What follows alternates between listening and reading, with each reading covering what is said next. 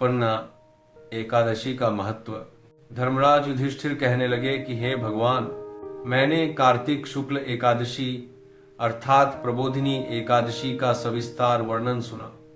अब आप कृपा करके मुझे मार्गशीर्ष माह के कृष्ण पक्ष की एकादशी के विषय में भी बतलाइए। इस एकादशी का क्या नाम है तथा इसके व्रत का क्या विधान है? इसकी विधि क्या है? इसका व्रत करने से किस फल की प्राप्ति होती है? कृपया यह सब विधान पूर्वक कहिए। भगवान श्री कृष्ण बोले, मार्गशीर्ष माह के कृष्ण पक्ष में आने वाली इस एकादशी को उत्पन्ना एकादशी कहा जाता है। यह व्रत शंखोद्धार तीर्थ में स्नान करके भगवान के दर्शन करने से जो फल प्राप्त होता है उसके बराबर पुण्य मिलता है। व्रत करने वाले भक्त को चोर, पाखंडी, परस्त्रीगामी, निंदक, मिथ्याभाषी तथा किसी भी प्रकार के पापी से बात नहीं करनी चाहिए। इसका महात्म्य मैं तुमसे कहता हूँ, ध्यान पूर्वक सुनो। उत्पन्ना एकादशी व्रत कथा।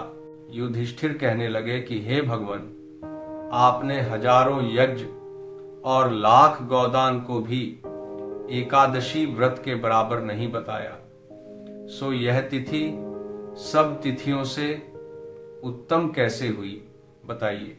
भगवान कहने लगे, हे युधिष्ठिर, सतयुग में मुर नाम का दैत्य उत्पन्न हुआ। वह बड़ा बलवान और भयानक था। उस प्रचंड दैत्य ने इंद्र, आदित्य, वसु, वायु, अग्नि आदि सभी देवताओं को पराजित करके भगा दिया। तब इंद्र सहित सभी देवताओं ने भयभीत होकर भगवान शिव से सारा वृत्तांत कहा और बोले, हे कैलाशपति, मुर दैत्य से भयभीत होकर सब देवता मृत्यु लोक में फिर रहे हैं। तब भगवान शिव ने कहा, हे देवताओं, तीनों लोकों के स्वामी, भक्तों के दुखों का नाश करने वाले भगवान विष्णु की शरण में जाओ। वे ही तुम्हारे दुखों को दूर कर सकते हैं। शिवजी के ऐसे वचन सुनकर सभी देवता क्षीर सागर में पहुंचे। वहां भगवान को शयन करते देख हाथ जोड़कर उनकी स्तुति करने लगे कि हे देवताओं द्वारा स्तुति करने योग्य प्रभु, आपको बारंबार नमस्कार है। देवताओं की रक्षा करने वाले मधुसूदन, आपको नमस्कार है। आप हमारी रक्षा करें। दैत्यों से भयभीत होकर हम सब आपकी शरण में आए हैं। आप इस संसार के कर्ता, माता पिता, उत्पत्ति और पालनकर्ता और संहार करने वाले हैं। सबको शांति प्रदान करने वाले हैं। आकाश और पाताल भी आप ही हैं। सबके पितामह ब्रह्मा, सूर्य, चंद्र, अग्नि, सामग्री, होम, आहुति, मंत्र, तंत्र, जप, यजमान, यज्ञ, कर्म, कर्ता, भोक्ता भी आप ही हैं। आप सर्वव्यापक हैं। आपके सिवा तीनों लोकों में चर तथा अचर कुछ भी नहीं है। हे भगवान, दैत्यों ने हमको जीतकर स्वर्ग से भ्रष्ट कर दिया है और हम सब देवता इधर उधर भागे भागे फिर रहे हैं। आप उन दैत्यों से हम सबकी रक्षा करें। इंद्र के ऐसे वचन सुनकर भगवान विष्णु कहने लगे कि हे इंद्र, ऐसा मायावी दैत्य कौन है जिसने सब देवताओं को जीत लिया है? उसका नाम क्या है? उसमें कितना बल है और किसके आश्रय में है तथा उसका स्थान कहाँ है?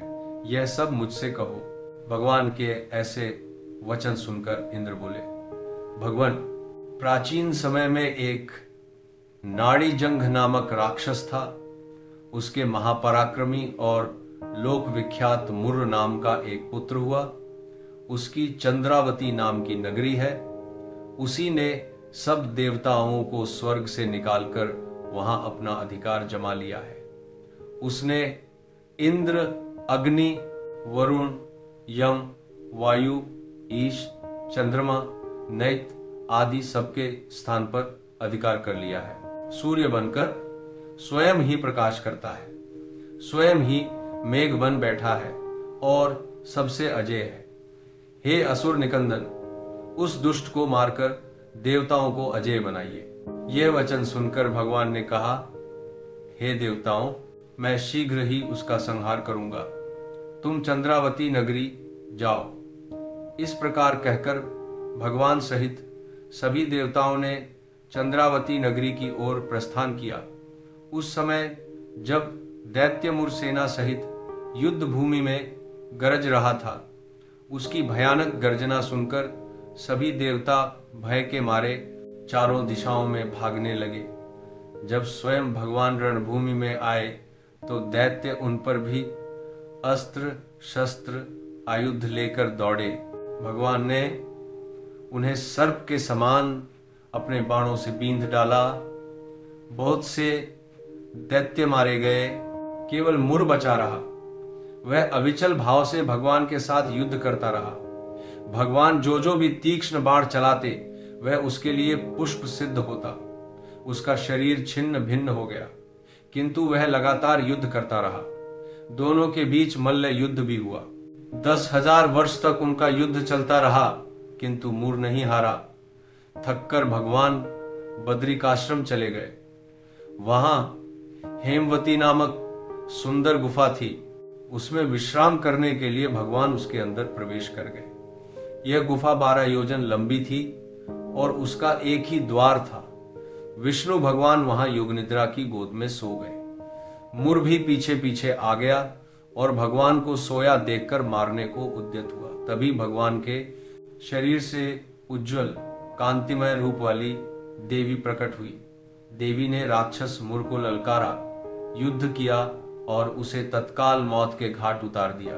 श्री हरि जब योग निद्रा की गोद से उठे तो सब बातों को जानकर उस देवी से कहा कि आपका जन्म एकादशी के दिन हुआ है, अत आप उत्पन्ना एकादशी के नाम से पूजित होंगी।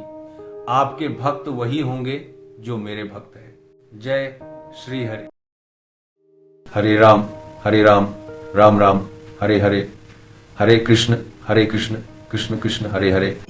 आप सभी का हमारे चैनल के साथ जुड़ने के लिए बहुत बहुत धन्यवाद। हर हर महादेव।